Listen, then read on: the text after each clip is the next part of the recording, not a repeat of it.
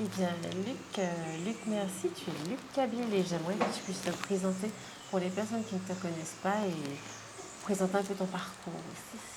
Voilà, donc je m'appelle Luc Kabyle, je suis artiste peintre. Depuis tout petit, je peins. Euh, j'ai été, je dirais, violenté par euh, le déplacement de ma vie qui était ancré en Martinique, dans un pays qui m'était complètement étranger. Et donc, ça a créé un traumatisme dans ma personne, dans mon identité. Et donc, j'ai vécu de nombreuses années en métropole. Et donc, lors d'une douleur, comment dire, donc personnelle, je me suis mis à peindre encore davantage que ce que je faisais. J'avais déjà fait des expos, bien sûr, mais là, je peignais ma culture, mon identité, que je ne connaissais absolument pas. Et j'ai découvert la souffrance, la douleur de, de, de mon peuple à travers une exposition. Parce que bon, en 2000, M. Valls m'avait proposé de faire une expo sur Pan-Africa. J'ai accepté. Et donc je connaissais absolument rien de l'esclavage. Bien sûr, je n'étais pas dans ce créneau-là du tout. On ne m'a pas appris ça et donc je ne connaissais pas du tout. Et là, j'ai commencé à creuser, à aller dans les bibliothèques, chercher, regarder des films comme Amistad, tout ce qui concernait un petit peu. Et après, j'ai commencé à peindre jour et nuit pour préparer une expo et j'ai senti quelque chose de très fort en moi et quelque chose d'appartenir à quelque chose de plus grand que moi surtout. Et je me suis peut-être mis comme mission un petit peu de sensibiliser les personnes de mon peuple pour pouvoir essayer de se guérir de ce traumatisme à travers l'art. Et j'ai commencé à travailler. À l'expo, les gens, il y a des gens qui ont pleuré parce que bon, j'ai argumenté avec des textes et tout ça, etc. Donc j'ai mis en place toute une exposition. J'ai travaillé avec M. Kellman, qui a écrit des poèmes sur moi, tout ça, etc. On a travaillé ensemble, on a mis en place l'exposition. Donc ça s'est très très bien passé. Et tout de suite après, je suis parti en Guadeloupe faire des expositions itinérantes sur l'esclavage. Donc je suis rentré dans l'esclavage à travers la Guadeloupe, tout ça, etc. J'étais en immersion totale. Et une fois que je suis revenu sur la Martinique, j'ai décidé de rester. Et j'ai commencé à travailler la proximité. La proximité, c'est à travers les portraits. J'étais souvent, très très souvent à la Galeria. J'ai fait des milliers de portraits de tout le monde. Même aujourd'hui, je continue. J'ai des rendez-vous, je vais dans des maisons de retraite, etc., faire le portrait des personnes avant qu'elles décèdent, machin, etc. Donc j'essaie d'établir un lien, une connexion avec les gens en les peignant, etc., essayer de comprendre. Et voilà, depuis, j'enseigne également la peinture depuis un bon moment à différents publics, des personnes handicapées, des adultes à la retraite, des enfants également, de façon à pouvoir avoir tout le panel de la société. Et voilà, ça me permet de pouvoir j'ai refusé beaucoup de choses, de faire des choses qui n'allaient pas dans la direction à laquelle je m'étais attaché. Donc la proximité avec les autres. Et du coup, voilà, jusqu'à présent, je travaille. Et voilà, il y a un retour de mes élèves, tout ça se passe très très bien. Voilà. Et j'aime beaucoup cette idée de... Ouh là là, excusez-moi. J'aime beaucoup cette idée de guérir, d'apporter la guérison. Mais comment ça se fait? Qu'est-ce que vous proposez, qu'est-ce que tu proposes, pardon, pour apporter cette guérison? Comment ça se passe? L'une des premières choses que j'ai observé quand je suis arrivé, c'est le fait que les gens ne s'aimaient pas. Donc ils avaient vraiment une mauvaise image d'eux-mêmes. Et à travers le portrait, j'essayais de sublimer, de faire ressortir tout ce qui était beau chez eux. Et il y avait une espèce de réconciliation avec eux-mêmes. Et quelles sont tes aspirations de manière générale quand tu peins? Parce que tu ne peins pas que des portraits, d'ailleurs la preuve en est, juste au-dessus de toi.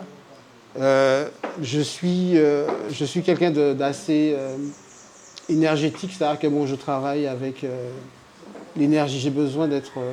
donc je fais en sorte que je sois équilibré dans ma vie, etc., pour pouvoir peindre, pour apporter de l'énergie donc, sur ce que je fais. Et quelles sont les thématiques principales sur lesquelles tu travailles? Il y a quelque chose qui me tient beaucoup à cœur, c'est l'identité martiniquaise, l'identité du noir en général.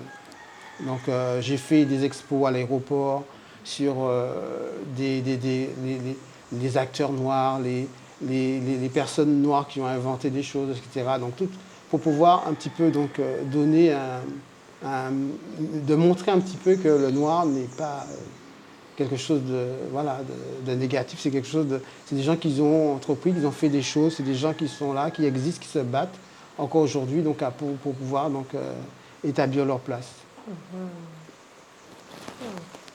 Et du coup, il me semble que ce tableau juste au-dessus de toi parle justement d'identité, comme tu le disais. Oui, effectivement, disons que c'est bon, c'est l'un des problèmes sur lesquels donc, que je me suis penché également, c'est sur effectivement le métissage, entre parenthèses. Donc c'est tout ce qu'on a accumulé comme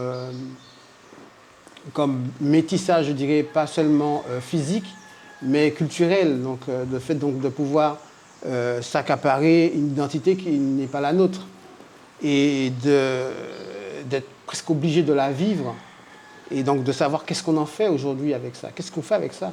C'est-à-dire que je suis devenu un patchwork, je suis devenu une espèce de pièce rapiécée de partout avec des choses complètement différentes. Je fais quoi avec ça quoi.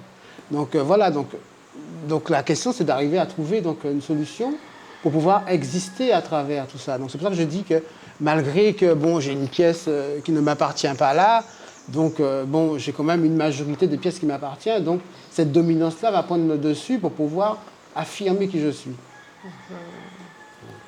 Oh, ce tableau me fait vraiment. Et qu'est-ce que je voulais te demander aussi? Il me semble que tu as d'autres manières d'exprimer ton art que la peinture. Ah, oh là, donc je suis quelqu'un de... Voilà, donc l'art pour moi c'est quelque chose de général. Ce n'est pas une technique, c'est plein de choses. Donc je fais de la sculpture, je fais du show painting, donc je fais Du des... show painting. Oui, tout à fait. Donc je fais, voilà, donc même les yeux bandés, choses comme ça, je crée des tableaux, donc sur le rythme de la musique, etc. Donc je fais bon, donc beaucoup de choses qui fait que bon, voilà, je travaille avec l'énergie. J'aime, tu vois, je me définis pas comme artiste. Je vis mon art, tout simplement. Voilà, tout simplement.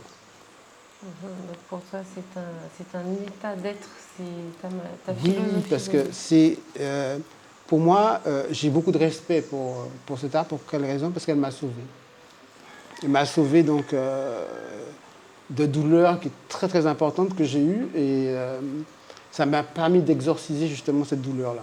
Et donc à travers le fait de m'être investi donc, dans la peinture, ça m'a libéré de beaucoup de choses, beaucoup de souffrances. Et ça m'a permis de m'apaiser, d'avoir un peu plus de sagesse, de recul, de tolérance envers les choses, les gens, etc., pour pouvoir arriver justement donc, à vivre une vie un peu plus sereine. Ouais. L'art t'a sauvé. C'est puissant. Je ne peux pas dire autrement, donc elle m'a sauvé. Hein, donc, voilà, elle a guéri mes douleurs un petit peu. Mes douleurs n'ont pas disparu, voilà, mais je les ai adoptées, donc elles font partie de moi, donc voilà, tout simplement, j'ai fait la paix avec moi-même. Donc tu es passé de douleurs qui peut-être étaient intolérables à des douleurs qui sont acceptables. Oui, en plus ces douleurs se sont arrangées, attention. Hein. D'accord, donc les choses avec le temps, donc les choses ont fait que l'énergie a fait en sorte que voilà, donc bon, quand je parle de douleur, ça concerne mes enfants. Donc je ne pouvais pas voir que machin, etc. depuis tout petit, donc etc. Donc, et donc maintenant les enfants sont grands, sont venus me voir, ils viennent me voir ici, machin, etc. Je viens les voir, je vais à leur mariage, donc, ouais, donc voilà, donc les choses se sont rétablies, je dirais.